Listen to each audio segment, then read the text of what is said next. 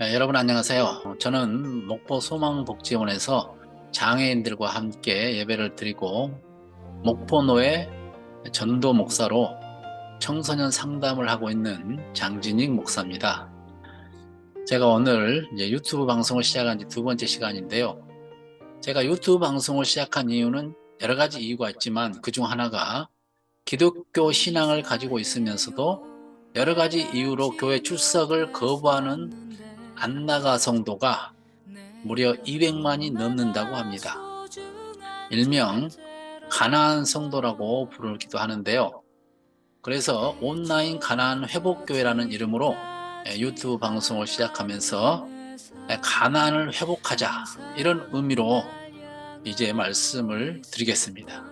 교회 지도자나 교인들과의 관계에서 실망을 하게 되고 상처를 받아서 교회를 떠난 신앙인들에게 가나안, 곧 천국을 심령에 회복함으로써 교회 공동체에 편입시키고자 하는 의도가 있습니다. 왜냐하면 신앙은 공동체를 통해 더욱 빨리 성장할 수 있기 때문입니다. 구약 성경에 보면은 가나안은 하나님께서 이스라엘 백성에게 약속한 땅이었습니다. 하나님께서는 모세를 앞세워서 이스라엘 백성을 애굽의 노예 생활에서 해방시켰습니다. 그래서 이스라엘은 하나님의 도움으로 홍해 바다를 건넙니다. 그렇지만 약속의 땅 가나안에 들어가기까지는 무려 40여 년이 걸렸습니다. 일주일이면 갈 수 있는 거리인데 이렇게 오랜 시간이 걸린 이유는 광야에서 오랜 시간 방황했기 때문입니다. 방황의 이유는 이전 해방되기 전, 곧 구원받기 이전에 애굽의 것들, 세상의 것들을 그리워하며 조금만 힘들면 하나님을 원망하고 우상을 숭배하면서 많은 시간을 허비해버렸기 때문입니다. 구약의 홍해바다는 세례를 상징하고 구원을 상징합니다. 우리가 세례를 받고 예수님을 구주로 고백했다면 빨리 요단강을 건너 젖과 꿀이 흐르는 천국을 상징하는 가나안 땅으로 들어가야 합니다. 그래야 진정한 그리스도인의 기쁨과 행복을 맛보며 누리며 살 수 있습니다. 그런데 그렇게 되지 못했기 때문에 예수님이 아니라 교회의 지도자나 성도들과의 관계에서 상처를 받은 것입니다. 그래서 예수님은 좋은데 교회는 싫다고 말합니다. 요단강은 신을 벗고 자신을 죽이고 들어가야 하는 땅이라고 성경은 말합니다. 예수님은 믿었지만 자아를 죽이지 못하고 신앙생활을 했기 때문에 많은 상처로 얼룩져서 결국은 교회를 떠나게 됩니다. 구약의 약속의 땅 가나안은 신약에서는 천국을 상징하는 곳이기도 합니다. 예수님께서 공생의 첫 복음 전파 말씀이 회개하라 천국이 가까웠다고 말씀하셨고, 심령이 가난한 자는 복이 있나니 천국이 저희 것이며, 그러니까 가나안의 회복은 심령의 천국을 회복하는 것입니다. 심령이 가난해진다는 것은 욕심을 버린다는 의미입니다. 바꿔 말하면 욕심을 버리면 마음에 천국이 임한다는 말씀입니다. 이 말씀은 우리가 죽어서 천국에 가는 것이 아니라 이 땅에서부터 심령의 천국이 이루어져야 한다는 말씀입니다. 그런데 여러 가지 이유로 가나안에 들어가지 못한 이스라엘 백성들처럼 여러 가지 욕심과 상처 때문에 그리스도인의 기쁨과 평안을 누리지 못하고 상처와 갈등, 괴로움으로 힘들게 신앙만 유지하고 있는 가나안 성도들이 많다는 이야기입니다.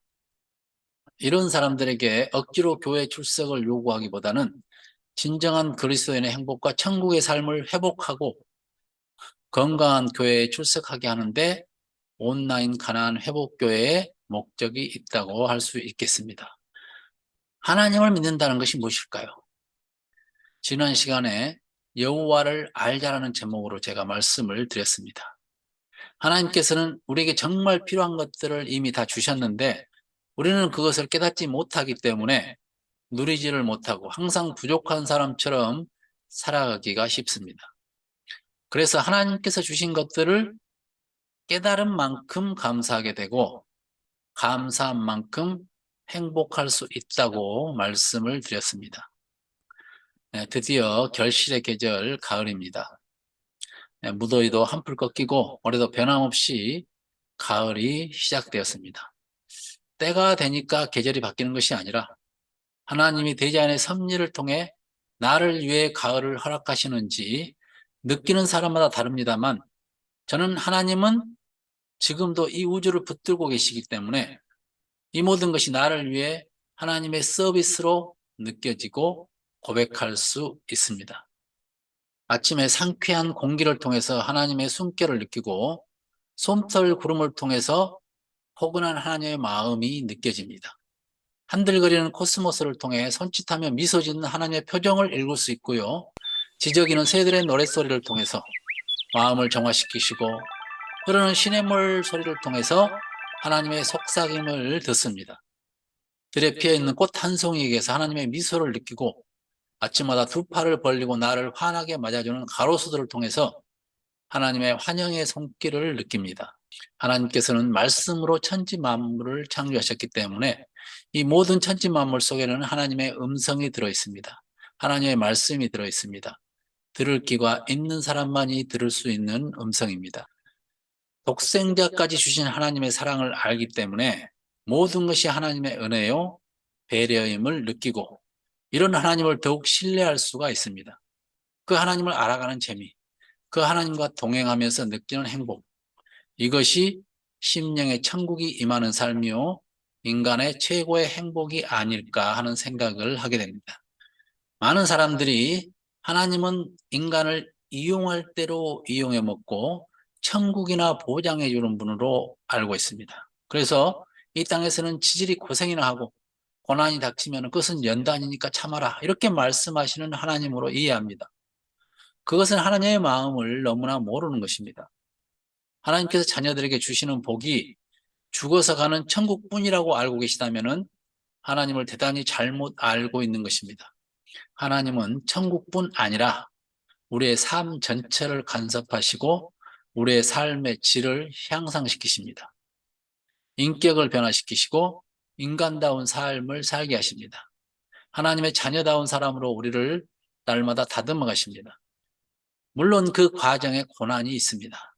그러나 고난을 통해서 말씀하시는 하나님의 음성을 들을 수 있습니다. 우리에게 가르치시고자 하시는 하나님의 뜻이 있습니다. 이 모든 것을 동원해서 우리를 만들어 가시는 것입니다. 하나님은 지금도 매 순간 우리와 함께 계십니다. 우리는 영생을 얻기 위해서 신앙생활을 합니다. 그러나 영생은 죽음 이후에 오는 것이 아니라 하나님과 함께하는 삶이 바로 영생입니다. 인간은 하나님의 말씀을 불순종함으로 영적으로 하나님과 단절되고 죽음이 찾아왔습니다. 그러나 예수님을 통해서 우리는 하나님을 중심에 모시고 살아갑니다. 바로 하나님과 함께 하는 것이, 함께 살아가는 것이 영생입니다. 그리스도인이 되는 것은 지금부터 영원까지 영생을 사는 것입니다. 그러기에 신앙을 갖는 것은 아주 중요합니다. 하나님을 바로 알고 하나님의 자녀가 어떤 신분인가를 바로 알아야 합니다. 그저 건강이나 얻고 물질의 복이나 누리는 것으로 신앙을 이해한다면 신앙의 가치를 너무나 떨어뜨리는 것입니다. 참 믿음을 바로 알아야 합니다. 호세아 선지자는 외칩니다. 오라, 우리가 여호와께로 돌아가자. 여호와께서 우리를 찢으셨으나 도로 낫게 하실 것이요, 우리를 치셨으나 싸매어 주실 것임이라. 그러나 아무리 외쳐도 회개할 줄 모르고 돌아올 줄 모르는 이스라엘 백성들에게 다시 외칩니다. 우리가 여호와를 알자. 힘써 여호와를 알자. 그의 나오심은 새벽빛같이 일정하니 비와 같이, 땅을 적시는 늦은 비와 같이 우리에게 임하시리라. 하나님을 바로 알면은 하나님께 돌아올 수 있다는 얘기입니다. 하나님이 어떤 분인가 하면은 새벽이면 어김없이 찾아오는 빛같이 하나님을 찾는 자들에게 틀림없이 하나님의 은총을 내리시는 분이라고 말씀합니다. 또한 풍성한 열매를 얻기 위해 곡식에 꼭 필요한 늦은 비와 같이 우리의 삶에 풍성한 복을 적당하게 부어주실 분이라고 말씀합니다. 세상 재미보다도 하나님께 돌아오면 용서는 물론 더 풍성하고 중요한 복을 받고 더 인간다운 행복을 얻을 수 있으니까 회개하고 돌아오라는 말씀입니다. 그러나 이스라엘 백성들은 하나님께 돌이키지 않았습니다. 아니, 돌이키고 싶지 않았습니다. 세상 쾌락과 재미에 빠져서 그렇게 사는 것이 더 즐겁고 멋진 인생을 즐기는 것이라고 생각했습니다. 그것이 인생의 행복이라고 착각한 것입니다. 세상 재미를 즐기다 보면은 신앙을 갖는다는 것이 많은 장애요, 구속이라고 생각하기 쉽습니다. 자유를 잃는 것이라고 생각합니다. 신앙을 가지면 인생의 모든 낙이 사라져버린다고 생각하기 쉽습니다. 인간을 모르고 하나님을 모르기 때문입니다. 하나님이 어떤 분인지 알면은 그럴 수 없습니다. 진정한 자유는 진리 안에서의 자유입니다. 진리를 알지니 진리가 너희를 자유케 하리라. 왜 예수님께서 이런 말씀을 하셨는지 그 의미를 다음에 다시 나누도록 하겠습니다. 사랑하는 여러분, 여러분은 하나님을 얼마나 알고 계십니까? 물론 우리가 우주보다 크신 하나님을 다 알 수는 없습니다. 그러나 우리는 하나님을 알면 알수록 아는 만큼 행복할 수 있습니다. 하나님께서 이 우주의 모든 것을 나를 위해 이미 주셨다는 것을 느껴지기 때문에 우리는 하나님을 아는 만큼 감사할 수 있습니다. 느껴야 감사가 되어지고 감사해야 행복해집니다. 우리가 밥 한 숟가락, 쌀 한 톨을 입에 넣기까지 온 우주가 동원되었다는 사실이 느껴집니까? 그것이 실감되어집니까? 이런 사람은 밥을 먹을 때마다 목이 메어서 밥이 넘어가지 않을 것입니다. 행복한 사람입니다. 뿐만 아니라 매일 떠오르는 태양, 하늘의 별, 구름 한 조각도 나를 위해 하시는 하나님의 섭리로 느껴진다면 이런 사람은 매일 감사하며 감격하며 살 수 있습니다. 내게 상처를 준 부모님까지도 나를 이 땅에 보내기 위해서 먼저 보내셨고 하나님의 은혜를 맛보게 하기 위해 지금까지 모든 것이 이루어졌다는 사실을 알게 되면 모든 것이 감사의 조건이 됩니다. 그래서 은혜를 받으면 상처가 치유됩니다. 상처를 준 모든 사람들이 감사의 조건이 됩니다. 용서할 수 있습니다. 용서에 힘이 생깁니다. 모든 것이 하나님의 큰 은혜를 경험하고 다시 태어나게 하는 조건이 되었기 때문입니다. 그래서 원수까지도 사랑할 수 있습니다. 다 하나님 안에서 나를 보면 감사의 조건이 됩니다. 십자가의 사랑을 깊이 경험하면 그만큼 하나님을 신뢰하게 되고 모든 것이 감사하게 되며 행복하게 되는 것입니다. 말씀을 마치겠습니다. 하나님께서 여러분들을 위해서 자신의 생명까지 주신 사실을 하루 종일 마음속에 느끼면서 살 수 있다면 호세아 선지자가 왜 그토록 여호와를 알자, 힘써 여호와를 알자라고 외치는지 그것이 이해가 된다면 우리에게 그보다 큰 행복이 없을 것입니다. 그래서 우리는 하나님을 알되 바르게 알아야 됩니다. 나의 욕심을 이루기 위해서가 아니라 하나님을 알아가는 기쁨, 하나님의 성품을 닮아가는 행복, 세상이 어찌할 수 없는 평안, 이런 것들을 느껴야만 됩니다. 한 주간도 하나님을 더 깊이 알고 느끼고 경험하면서 사시는 여러분들이 되시기를 바랍니다. 다음 시간에 또 뵙도록 하겠습니다. 샬롬.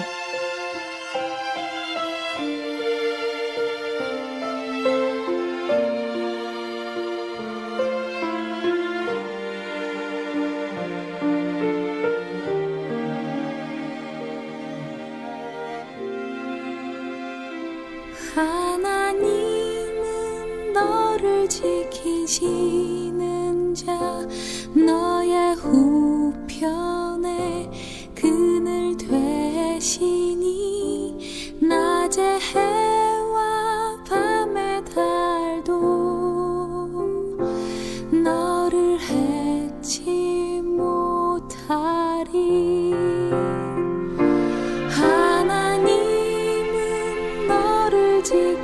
지키시는 자, 너의 환난을 면케하시니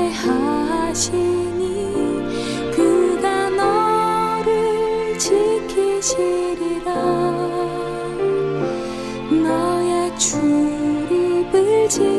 지키시리라.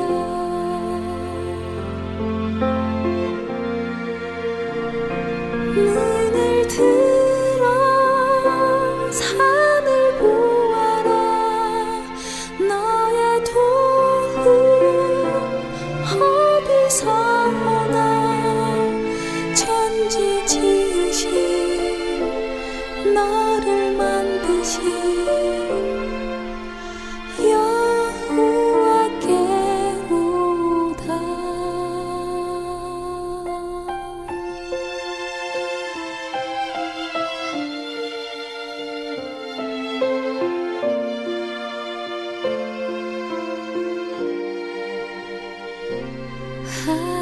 하나님은 너를 지키시는 자.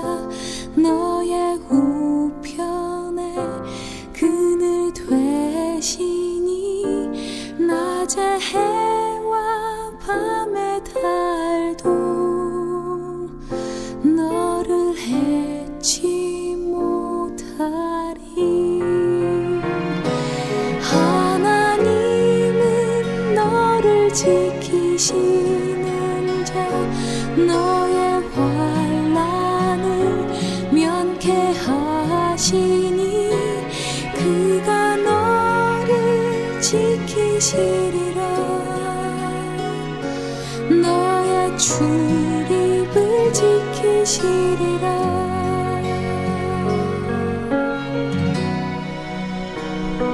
눈을 들어 산을 보아라. 너의 도움 어디서 오나. 천지 지으신 너를 만드신 여호와께로다. 눈을 들어 산을 보아라. 너의 도움 어디서 오나. 천지 지으신 너를 만드신 여호와께로다.